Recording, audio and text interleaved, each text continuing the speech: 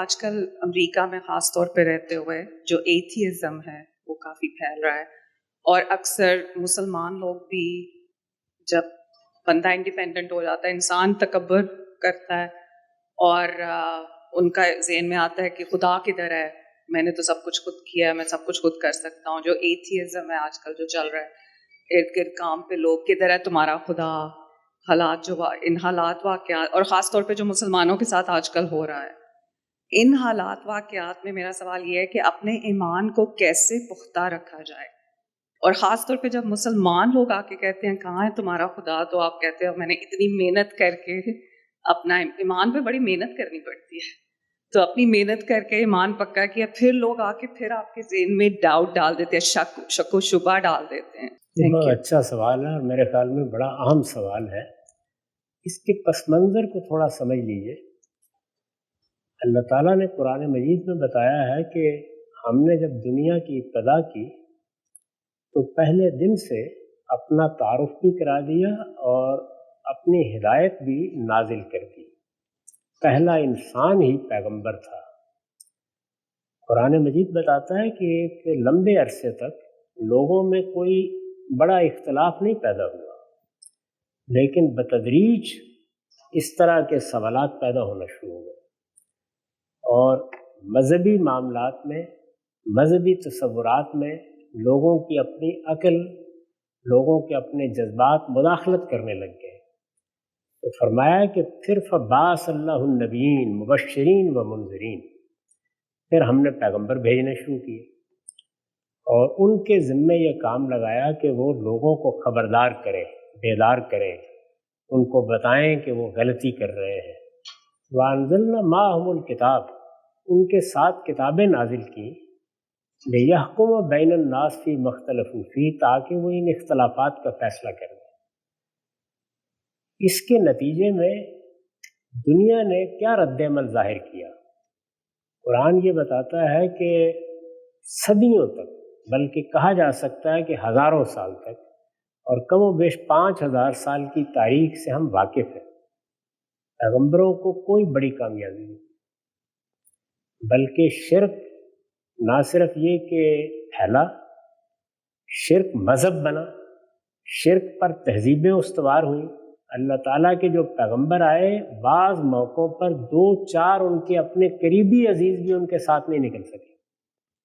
سیدنا نوح کا واقعہ قرآن میں پڑھیے، بمشکل ایک کشتی میں بیٹھنے کے مسافروں کے برابر لوگ ان کے ساتھ نکلے، اپنا بیٹا بھی نہیں نکل سکے. دنیا میں کئی ہزار سال تک شرک کو غلبہ حاصل ہو گیا، شرک تہذیب بن گیا. شرک کی بنیاد پر حکومتیں قائم ہوتی تھیں، بادشاہ دیوی دیوتاؤں کے اوتار بن کر سامنے آتے تھے. یہ دنیا نے زمانہ دیکھا ہے. اس کے بعد 2 پیغمبر جو آخری پیغمبر ہیں، ان کو بڑی غیر معمولی کامیابی حاصل ہو گئی، سیدنا مسیح اور محمد الرسول اللہ. دونوں کی تعلیمات کو ایسا فروغ حاصل ہوا کہ اقتدار حاصل ہو گیا، سیاست ان کے انگوٹھے کے نیچے آ گئی، اور پھر دنیا میں 1000 سال تک مذہب کا سیاسی غلبہ قائم رہا. سیاسی غلبہ جب کسی تہذیب کا قائم ہو جائے تو پھر کوئی سر نہیں اٹھاتا. یہ جو آپ نے باتیں بیان کی ہیں الہات کے بارے میں، یہ ہمیشہ دنیا میں رہی ہیں، لیکن 1000 سال تک کسی میں جرأت نہیں ہوتی تھی کہ ان کا اظہار ہی کر سکے. ابھی ہماری پچھلے کوئی 100-150 سال کی تہذیب میں اس کا امکان نہیں تھا. اب یہ سیاسی غلبہ ختم ہو گیا. 17ویں صدی کی ابتدا سے یہ ختم ہونا شروع ہوا اور بتدریج اس کا خاتمہ ہو گیا. اگر کبھی انجیل پڑھنے کا موقع ملا ہو تو بائبل کے آخر میں یوحنا عارف کا مکاشفہ، ریویلیشن، اس میں اس کی ٹھیک یہی مدت بیان ہوئی کہ رسول اللہ کے بعد 1000 سال تک یہی صورت رہے گی. 1000 سال مکمل ہوا ہے 17ویں صدی کے ساتھ. انہی الفاظ میں ہے 1000 برس کے لیے شیطان کو قید کر دیا جائے اور پھر وہ چھوڑ دیا جائے. تو ایسا ہی ہوا. 17ویں صدی جیسے ہی شروع ہوئی تو صفوی سلطنت جو مسلمانوں کی ایک بڑی سلطنت تھی ختم ہو گئی. اس کے بعد عالمگیر کی وفات ہوئی اور مغلیہ سلطنت کا بھی خاتمہ ہونا شروع ہو گیا، اور پھر آپ جانتی ہیں کہ پہلی جنگ عظیم میں عثمانیوں کی سلطنت کا بھی خاتمہ ہو گیا۔ تو یہ اس 1000 سال کے بعد کوئی 100-150 سال ایسے ملے جس میں زوال آشنا قومیں آہستہ آہستہ مرتی ہیں، ختم ہو گیا یہ معاملہ۔ یہی صورتحال مغربی قوموں کے ہاں بھی ہو گئی، یعنی وہ ہولی رومن امپائر اور وہ چرچ کا اقتدار سب ختم ہو گئے۔ اس کے بعد اب لوگ آزاد ہوئے اور اب ہمارے ہاں دور الحاد ہے۔ دنیا کی تاریخ کو بیان کیجئے تو پہلے ہزاروں سال تک شرک کا دور تھا، 1000 سال تک توحید کا غلبہ رہا، اور اب پھر الحاد کا دور ہے۔ تو اس لیے یہ دور ہے، ہمیں اسے اب جینا ہے۔ اس میں لوگوں کو وہ حوصلہ ملے گا، وہ انکار کریں گے، بڑے پیمانے پر انکار ہی تہذیب کی بنیاد بنے گا۔ اس میں یہ ضروری ہے کہ اب آپ اس علم پہ اکتفا نہ کریں جو آپ کی اماں نے آپ کو دیا تھا یا ابا نے دیا تھا۔ اب ہر شخص کو یہ چاہیے کہ وہ اگر اپنے ایمان کو بچائے رکھنا چاہتا ہے تو دین کا علم حاصل کرے۔ میں عالم بننے یا اسکالر بننے کی بات نہیں کر رہا، ایک کامن مین کو دین کا جتنا علم ہونا چاہیے۔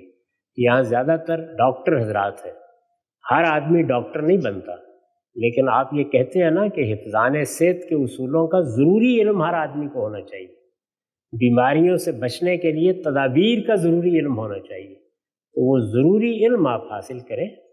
ہم اسی کی جدوجہد کر رہے ہیں کہ لوگوں کے لیے اس ایجوکیشن یا اس تعلیم کا اہتمام کیا جائے۔